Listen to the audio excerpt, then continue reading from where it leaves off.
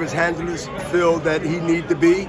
I think it's important, myself as a promoter and the other promoter out there, and I'm just suggesting, I'm not telling them to do what they got to do or want to do, is that the fighter, these fighters of today, is in position and they are using that power that they realize that they have after decades and decades of years of being controlled and saying what you got to do and what you can't do.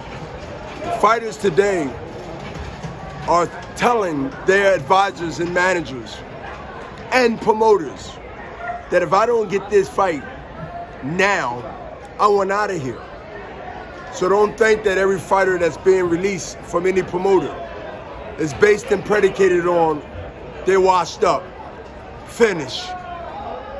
There's no more life in that fighter. I would say some will fit that criteria, but most don't. And you just seen that tonight.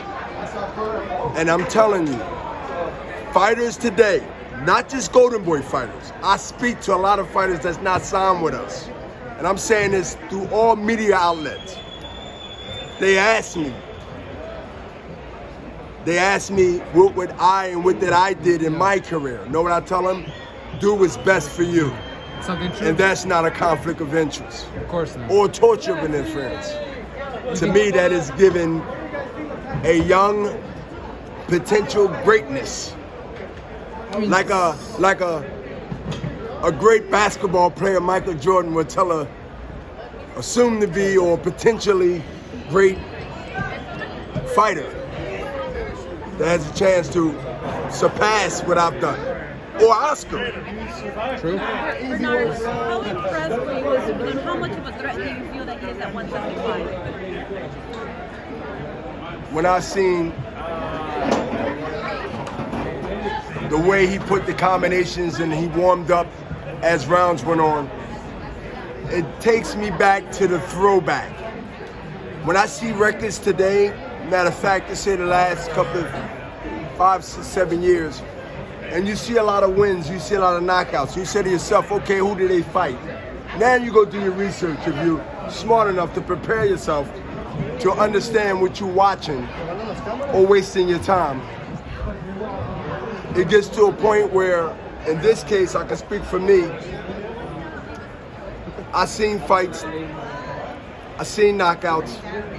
It showed me that he can punch. It showed me he can be patient. But tonight, I witnessed in person a person that beat good fighters. Jesse Hart from Philadelphia. A few other fighters he demolished. Strong, good chin. To get beat this way, like that. See, there are fights and there are statements. I just made a statement that reflects what you just saw tonight. From my perspective, I think that anyone that look at the sweet science and look at yesterday compared to today, and when I'm talking about, I'm talking 10, 15, I'm talking in time. When you see certain fighters, not a lot,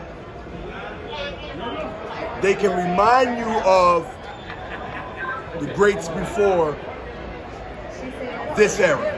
Speaking to that, very few people can get that accolade, get that type of title or accolades. Very few, so that's like a rare percentage. Give us a name. Who reminds you?